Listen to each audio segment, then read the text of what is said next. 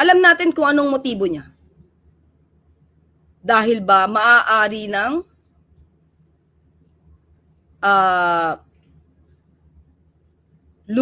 lumarga ang pag-iimbestiga tungkol sa korupsyon at maaaring tamaan na ang kanyang mga kaalyado.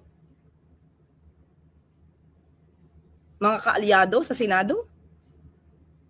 Hindi ba siya natutuwa na yung kapatid niya mismo, ang Pangulong Marcos Jr., ang nag-umpisa para imbestigahan ang mga maaanumalyang flood control projects na to? Ang Pangulo ang gustong maglinis ng kalat noong nakaraan. Bakit siya masyadong concerned ngayon about di umanong paggamit ng drug test? Samantala, ang dating Pangulong Duterte umamin nagmamarihuana at nag-fentanyl. Hindi niya kinall out. Pati yung pagnanakaw ni dating Pangulong Duterte, wala siyang pagtutol